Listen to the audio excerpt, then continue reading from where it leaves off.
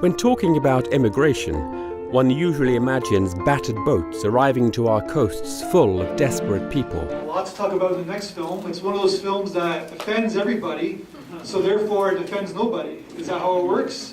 Or did it really offend people? I'm curious what people's reaction is to native immigration, but also too, it has a certain universal timely theme going for it too, because obviously immigration is a kind of a big issue these days, and especially in our country, even obviously in England as well, in the United States. So it's one of those timely films that was made in last year that kind of like has a conversation going. And like I said, it does offend a lot of people. I mean, yes, absolutely, it was offensive, but that was the point.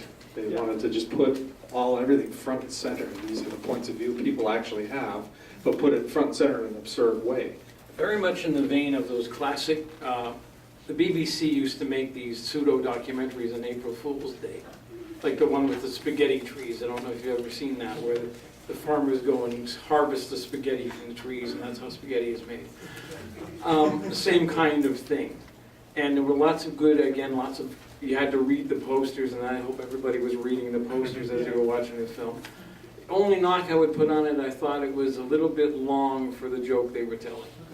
That's the only criticism. Yeah, that's a fair point. My favorite was the panda. Pandas go. Anybody see the panda poster? Pandas go home. Get out of our country. That was my favorite. There were so many posters that you probably didn't see them all. It was the second time I saw it, so I actually caught some other posters for the second time. Yeah, it's like the very fair point. It's one of those films that it's so well made. It's like it looks like a documentary, and that's what makes it even funnier, because it looks like a well-produced documentary, and it's really like a lot of money put into this, even the posters and all that kind of stuff. So you said it was a well-made documentary. Yeah. I felt like there was a lot of acting, and it didn't really feel like a documentary, especially the Chinese girl. It seemed like it was very plotted and not very documentary-like.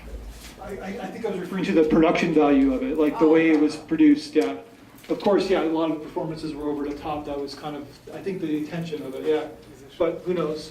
I thought it was cool, because see at the end, the guy that was sort of doing the whole thing was kind of in on the joke. He was playing around with the audience at the end. Yeah. Yeah, there's like kind of a wink to the audience at the end, like, we're making a funny film here. It's one of those things where it's like, it's funny until it offends you, right? So, but I guess it didn't, yes.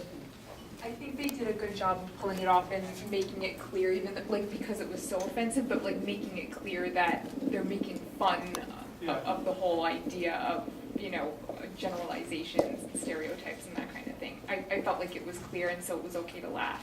For me personally, sometimes I didn't feel comfortable to laugh because it was so offensive, but maybe that's just my own white guilt or something, I don't know.